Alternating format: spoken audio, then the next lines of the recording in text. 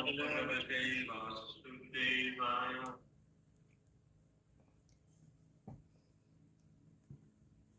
Om Namo Bhagavate Vasudevaya.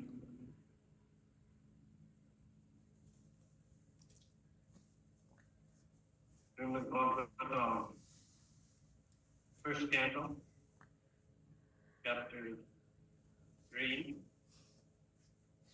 Krishna is the source of all incarnations.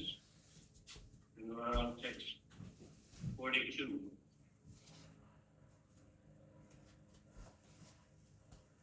Yes, 42.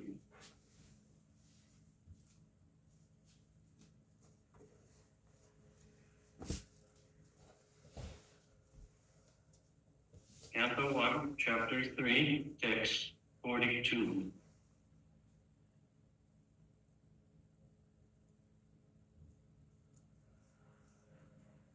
Satu samsra vayam asya. Find it yet? Satu samsra vayam asya. Maharajam Parikshitam Ayo Pravistitam Gangayam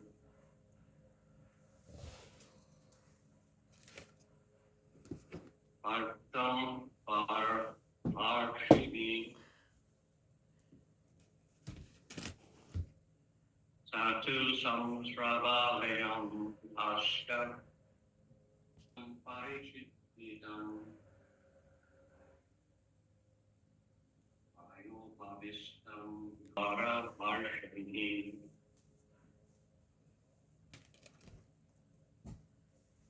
Like the check? Check.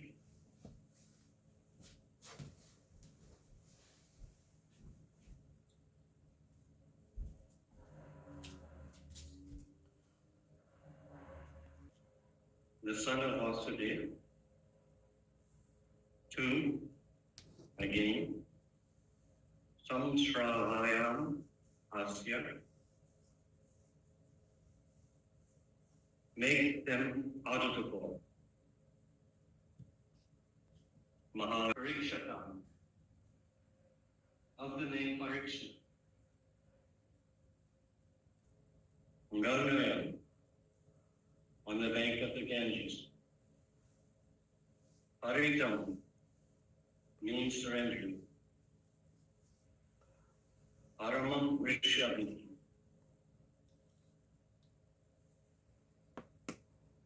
Param Rishabhi. By great sages. Translation. Sukadeva Goswami, the son of Vyasadeva, in his turn delivered the Bhagavatam to the great Emperor Parikshit, who sat surrounded by sages on the bank of the Ganges, awaiting death without taking food or drink. Purport. All transcendental messages are received properly in the chain of disciplic succession. This disciplic succession is called parampara. Unless, therefore, Bhagavatam or any other Vedic literatures are received through the paramparam system, the reception of knowledge is not bona fide. Vyasadeva delivered the message to Sukadeva Goswami, and from Sukadeva Goswami, Sutta Goswami received the message. One should therefore receive the message of Bhagavatam from Sutta Goswami or from his representative, and not from any other irrelevant interpreter. Emperor Parikshit received the information of his death and sat down on the bank of the Ganges to fast until death. All great sages, rishis, philosophers, mystics, etc., went there. Due to his imperial position, they offered many suggestions about his immediate duty, and at last it was settled that he would hear from Sukadeva Goswami. Sripad Sankaracharya, who preached Mayavadi philosophy, and stressed the personal feature of the option, also recommended that one must take shelter at the lotus feet of Lord Sri Krishna, for there is no hope to gain from debating. Indirectly, Sripad Sankaracharya admitted that he had flowering grammatical interpretations of the Vedanta Sutra cannot help one at the time of death.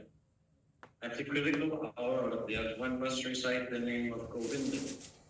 This is the recommendation of all great transcendentalists. Sukadeva Goswami had long ago stated the same truth, but at the end, one must remember Narayan. That is the essence of all scriptural activities. In pursuance of this eternal truth, Srimad Bhagavatam was heard by Emperor Parikshit, and it was recited by the able Sukadeva Goswami. And both the speaker and the receiver of the messages of Bhagavatam were duly delivered by the same medium. Om Jnana Tamarandasya Janam Samandara Tatsu Yamitam Tasmai Sri Bhagavatam Sri Chaitanya Manovistam Sapitam Dev Swaya Rupa Kata Maya Vedanta Swama Padantikam Vandekam Shri Guru Shri Patakam Shri Guru Vaishnavam Shri Rupam Sankarajatam Sahagan Raganutam Vikantam Sajivam Jayatam Surakopam Lamandamati Gati Matsa Varshya Padam Boli Varamadam Mokam Namo Vishnu Padaya Krishna Prasthaya Upasanishram Bhakti Vedanta Swami Namaste Saraswati Gauravam Pachaya Namaste Sasini Lagu Prasthaya Pidisvara Satu Samsravaya Yamyasya Maharajam Parishtam Ayam Pavistam Gangayam Parikam Paramaksham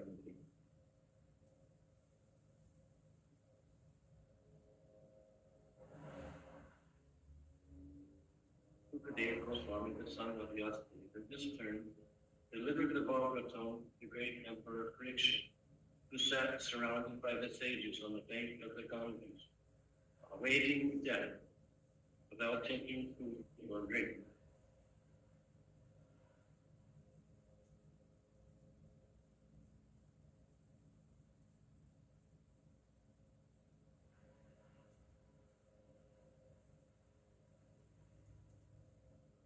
So today it's Ekadasi, Kamaki Ekadasi.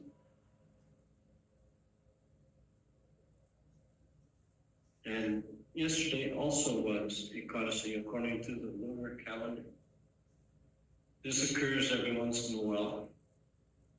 When it does occur like this, the first Ekadasi day, actually this is Dwadasi, but the lunar calendar is shorter. There are 19 lunar days in a lunar month, and this causes some variations. When the moon is in a particular constellation, I forgot what the constellation is this time, but when it's in that constellation, one does not observe that Ekadasi. Is there any? So that Ekadasi that falls with the moon in that lunar house of Rohini is not auspicious for fasting. And so the Ekadasi is observed on the following day. So this morning at 3:59 and some 27 seconds or something like that, Ekadasi day began.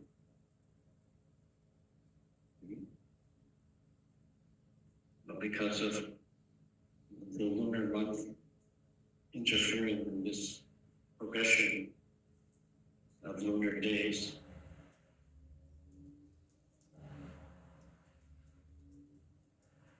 They did not observe the fast yesterday, so today we're observing the fast. And this is an opportunity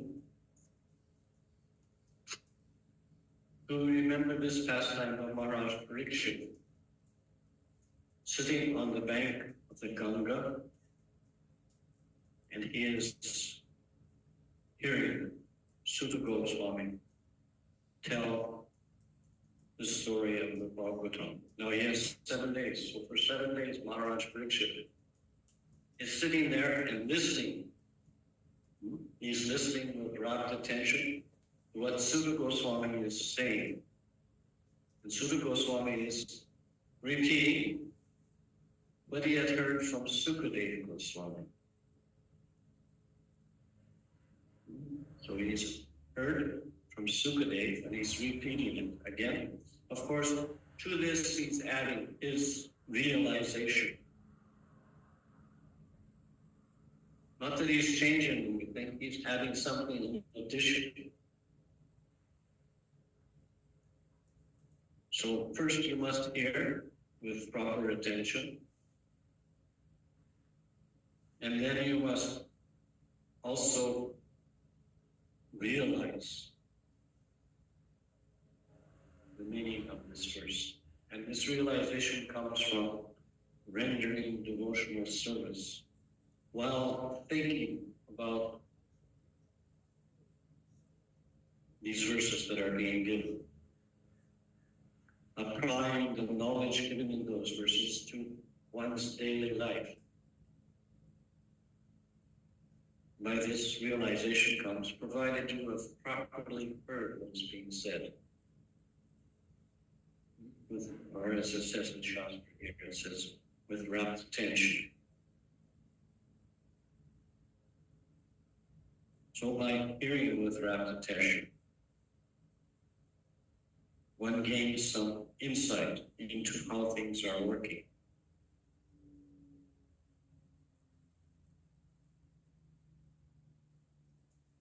Just like I've told the story a number of times about how at the Bridesville farm, this was the farm on the south end of the Okanagan Valley that we had there in the early on, between 1974 and 1976, we had a farm there.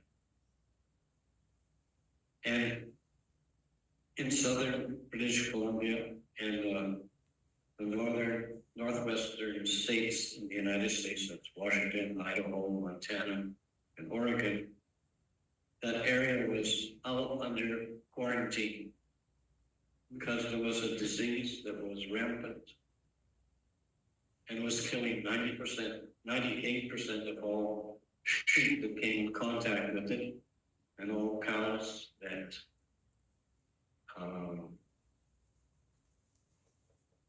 came in contact with this disease got a very high fever, and for the rest of their lives remained carriers of the disease.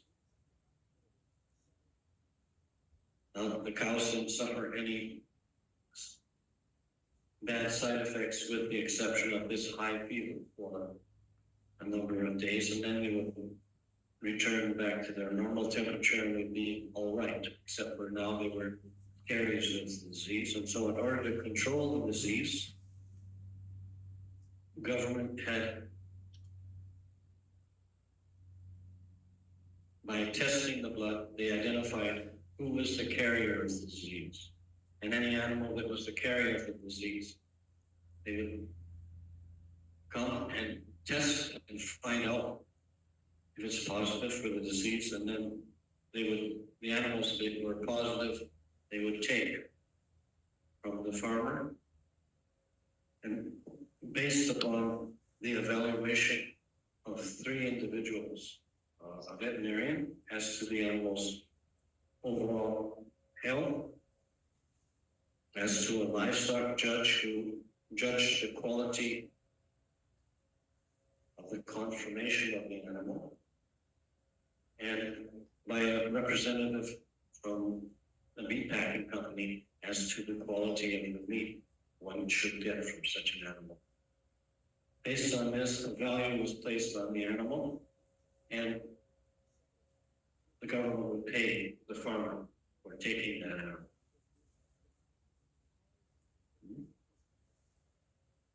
Now, they also stipulated that all animals had to be tested. If they were not tested before they were taken, they were just taken, then this is not right. Must test positive for the disease before they could be taken. So they had tested all of our cows, and one of our best milk cows was positive for the disease. So she was taken, and she had a little calf. It was maybe a couple of months old. And they were going to take this calf also. Without testing, they were going to take the calf. So I talked to the temple president and told him the situation. And he called to New Hurghada, where Prophet was at the time. And he talked to the temple president, New Hurghada, whose name was Kaladri. And Kaladri relayed the message to Prophet's secretary. The secretary asked Prophet, what are we to do? Do we just let them take this cow? And Prophet's reply was that we have to follow these laws because they come, a number of learned men come together, discuss this and decide on the law. And because they have come together and decide, then Krishna sanctions whatever they decide. So this means we have to follow the law. So our duty is to see that those who come to enforce this law are properly following the law. That means they can't take any animal without its blood being tested.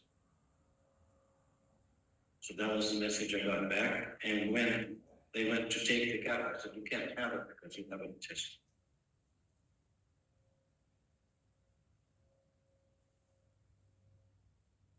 Also, the reason they were taking the cow without testing it is that the cow receives its immunity from its mother's milk.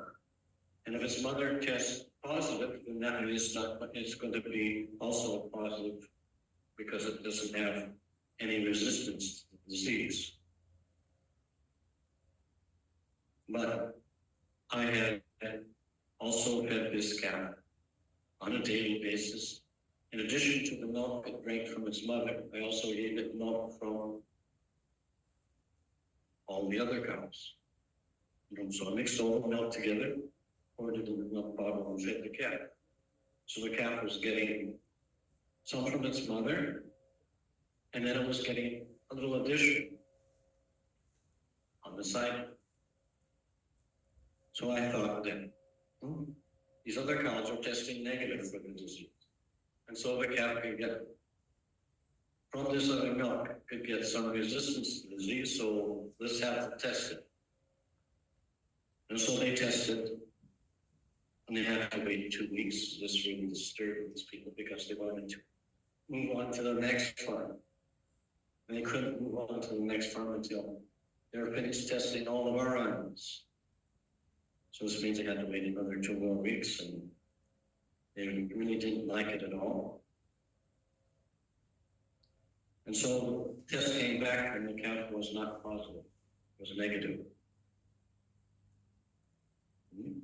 So this is considered to be carrying without attention to the details that were there and seeing that the details were followed. Whatever the circumstances, according to your situation, are all the details in this circumstance being followed. Now, I am saying that these laws are sanctioned by Krishna. This means Krishna accepts these laws because the legislators have come together and collectively decided on the course of action. Because they've done that, Krishna says, yes, okay. But if they couldn't have all come to an agreement, then that law would not get passed and it would end there. So any kind of law that is passed in the same way, even within ISKCON, you see all the GBC members come together, decide on a particular policy, and that's the policy that's followed. One time, Prabhupada told, I think it was the Jagadish Fakir, or the GBC Fakir, whose name was Jagadish. He said that whatever the GBC decides collectively, I will accept. And if there's some division in the decision, I will make some statement. If you all decide on one thing, and it doesn't match some scriptural reference, then I will object to this being passed as a GBC bylaw. The same thing is there. If you come together and collectively decide on a course of action, then this must be accepted. It doesn't matter if it's from the government, if it's from some other group or anything like that. Just to come together collectively and accept a particular course of action. Krishna accepts that as the course of action. Any violation of that is a violation against Krishna's wishes.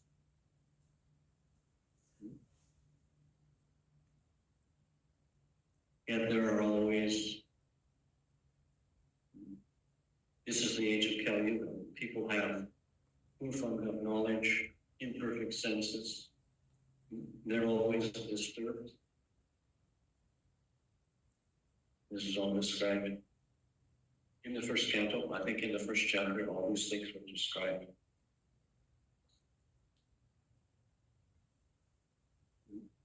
So this policy is there. This is the policy Krishna has set in place.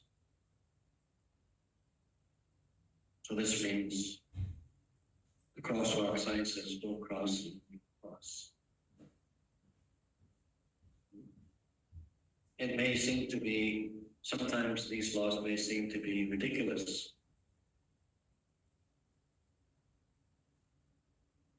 And this is because of our poor fund of knowledge, because of our imperfect senses. We ourselves have no validity without the association of others. Especially when you want to engage in spiritual activities. Without the association of other devotees in a cooperative manner, then this activity is sanctioned by Krishna. If there's no collective agreement, then we have to turn to the advice of the senior devotees.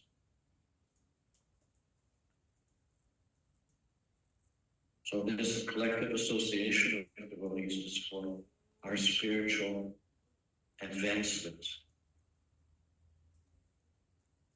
In Krishna consciousness, so many rules and regulations exist there. In the beginning, there were no rules and regulations given by Srila Prabhupada. You didn't have to observe four regular principles. You didn't have to chant Hare Krishna. You just need to come to take Prashadam and engage in Kirtan. That was it. And maybe help with doing something. Although at that time there was not even a restriction on, we didn't even have to help. You just had to come and take prashadam and engage in kirtan. That was it, nothing else. And so one day, one of those persons that had been listening to Prabhupada for a while asked him, aren't there any rules and regulations? And the next morning, on the temple room door was posted a set of rules and regulations. So Prabhupada was very gentle with devotees. All the devotees at this time, they're not from Indian background. Some were Christians, some were Jews. There were no Muslims, just Christian and Jewish people, and some people who maybe kind of favored ideas about Buddhism, and people who thought there is no God, and a few others like that. But the majority were either Jewish or Christians, mostly Jewish. Because this was in New York, and there's a big Jewish population in New York. These were the young people that were coming to hear Srila Prabhupada. So one of the instructions on the door said, no illicit sex, no gambling, no intoxication, no eating.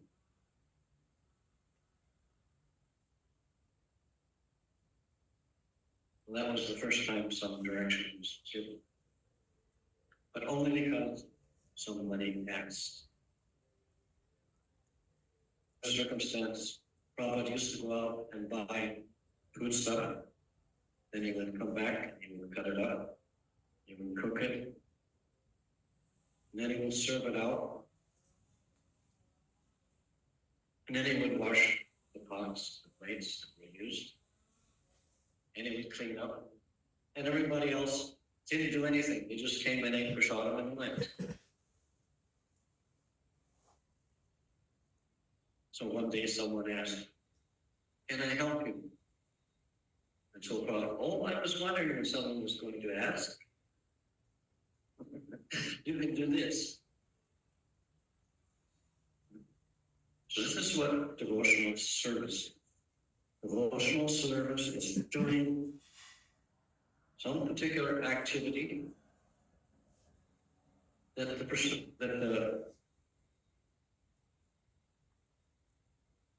the spiritual master desires to be done. And you have to do this without expecting anything in return.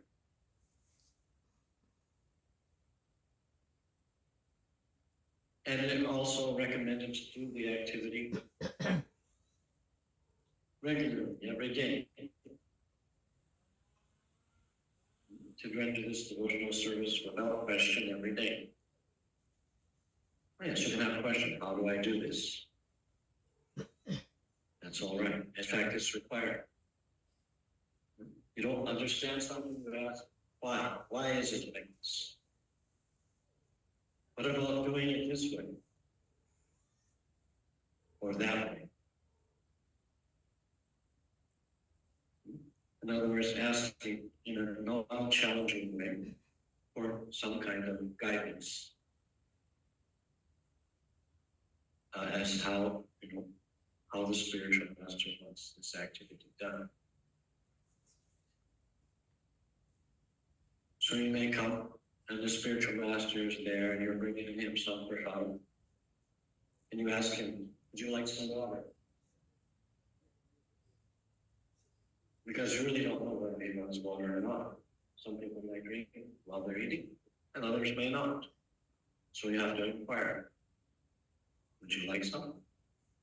Or would you like some milk instead? Or would you like anything else? And inquire as to the desire of the person you're rendering service to. Not just the spiritual master, but also the other devotees.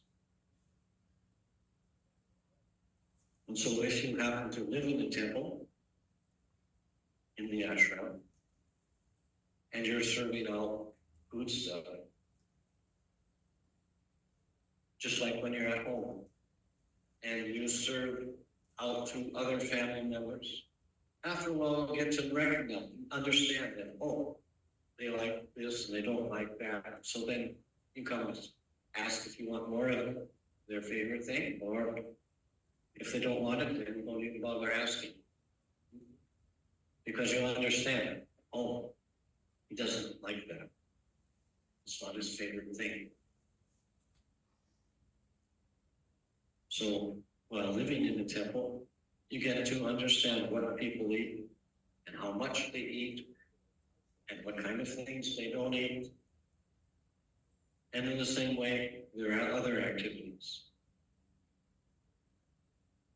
Living in an ashram is like you're living in a house with other family members. You get to understand those people in the same way. Of course, you know, in family, sometimes there are some arguments. The same thing in ashram. Sometimes there is some kind of argument.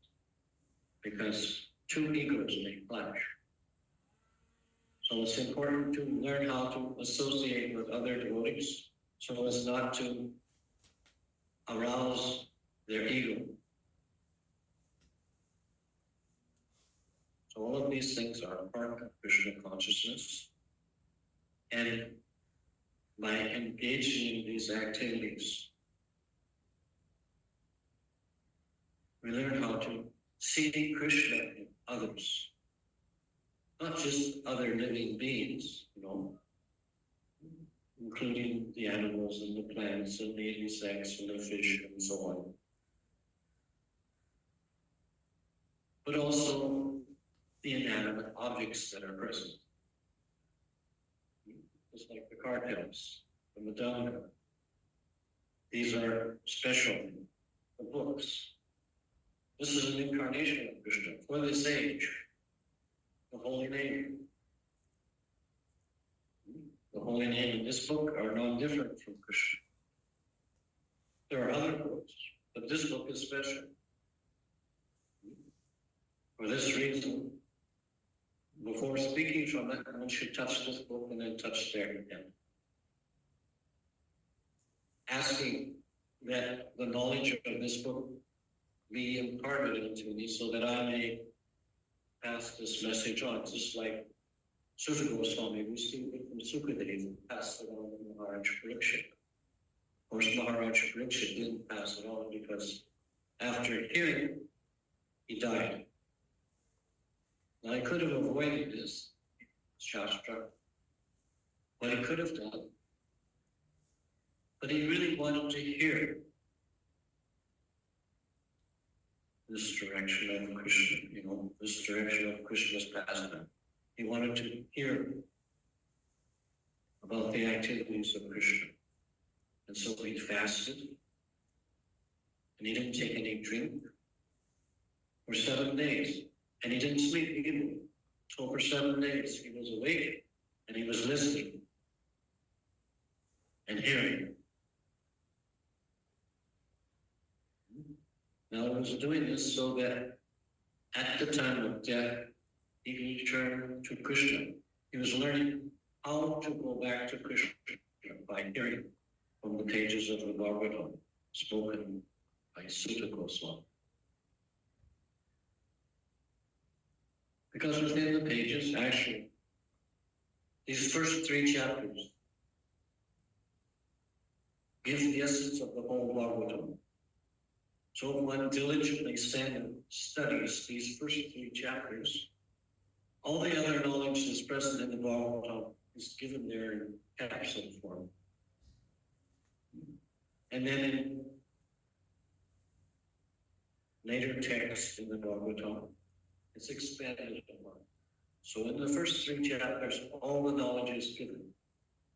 So if you don't study anything else, you can study Bhagavad Gita in the first 3 chapters of the Bhagavatam. These must be done. And then if you want further knowledge, you can look in other parts of the Bhagavatam and in Bhagavad Gita for direction. And so the first direction that the Bhagavad Gita tells us is that I am not this body. I'm a spirit soul. So you can open up the Bhagavad Gita almost any page, and that's what it says. If it doesn't say it, it probably says it in the book. So it's there. Because this is the initial stage. I am not this physical body. I'm not a man. I'm not a woman. I'm not Indian. I'm not Canadian. None of these designations we place on the body are applicable. We are spirit soul.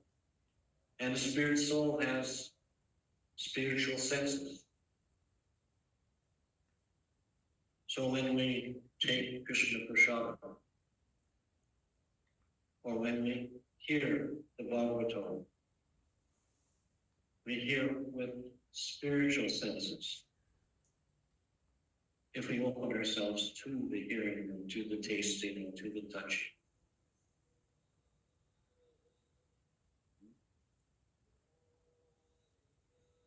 If we're paying rapt attention.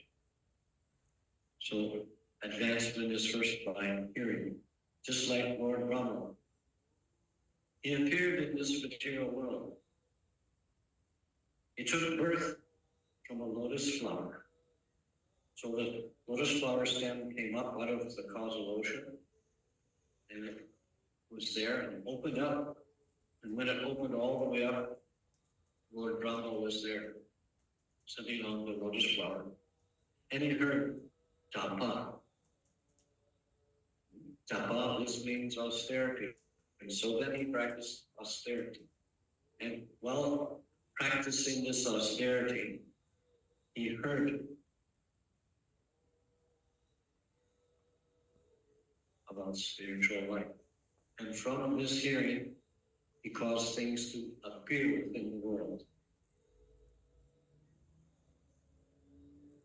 Now, in some traditions, I just remember seeing some movie on YouTube, some Christian movie. When it came time in this particular sequel for God to be present, it was just a greater light, but you didn't see any form. This is an incomplete understanding of God. Sure, they're teaching all kinds of values on how to lead one's life, but their concept of God was unclear, not complete. Only the effulgence of the Lord is noticed. Or sometimes he's depicted as because he is unborn and he's very, very old. Yet, in the Shastra, it explains that Krishna appears to be no older than 16 years old. And when he departed this material world, he was 125 years old. But he only looked like a 16-year-old youth. Because God's body is not material, it's spiritual. And we are also not material, we are spiritual. But because of past sinful activities, we have to take birth. We have to appear within a material body. We become encased by a material body.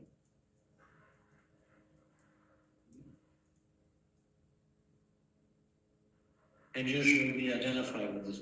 This is me. I am this body. And people go to this stage where there's a car accident, someone's in a car accident, and maybe two cars crash together. And one guy gets out of the car and he says to the guy in the other car, "Why did you hit me?" Even though he's just sitting within this car. He didn't get hit. The car he was driving got hit. But he's thinking, I am this car. Why did you hit me? It's the same thing. I'm not this physical body. So if we can give up this concept, I am not this body, Then we come on the platform, on the beginning of the platform, to understand that I am spirit soul. And then the next thing for us to do is render service according to the desire of those who are spiritually advanced under their guidance, because they can teach you how to engage in an activity with a spiritual role. When you can do all actions on a spiritual level, in other words, you can plug out to a certain circumstance, under a certain time and place. And you think, what would my spiritual master do? Or what would Krishna want me to do? And if you're not sure, then you don't do the activity. But if you do a particular do, and if you think that, oh, Krishna wouldn't like me doing this, or my spiritual master wouldn't like me doing this, then you don't do it. So this is some basic guidelines. By engaging in devotional service and acting according to these basic directions, one gets to learn. All the time we're having different thoughts in our head, hearing different things. One of those voices speaking is Krishna. He's telling them, do this.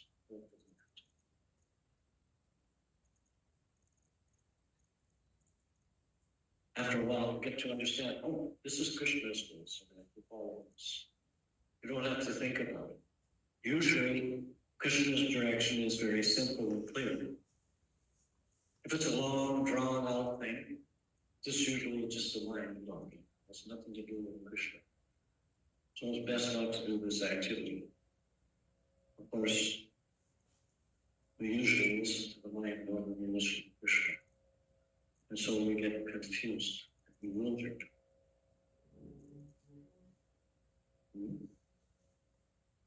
It's not easy to understand who is speaking, because our ego usually interferes. But we can tame this ego by applying some simple rule. Would the spiritual master be pleased with me doing this activity? He thought in that way would always behave right. And also conversely, he doesn't want me to do this. Do it. So Maharaj Parikshit is listening to various different directions given. So to speaking, he's not eating, he's not sleeping. He might be drinking a little bit, I don't know. Because if you speak for a long time, you're going to get a little sore in the throat. So he's maybe drinking a little water, a couple of sips every once in a while in order to continue to speak. Or maybe not, you don't know. But Maharaj Parikshit is not eating, he's not sleeping, and he's not drinking.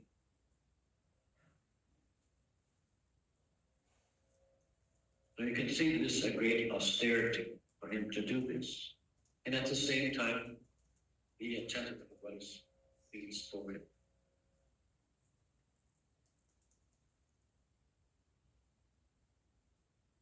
Activities that are focused on Krishna are usually, at least in the sattvic platform, sometimes in Sutasana, in the transcendental life. Sattva means that it is in the mode of goodness, and from the mode of goodness advances spiritual life. Only in the human form of life. This is a very special form. Because the human form creates karma,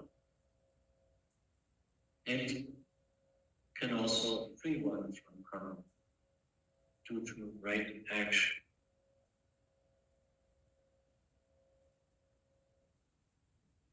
So are there any comments, questions?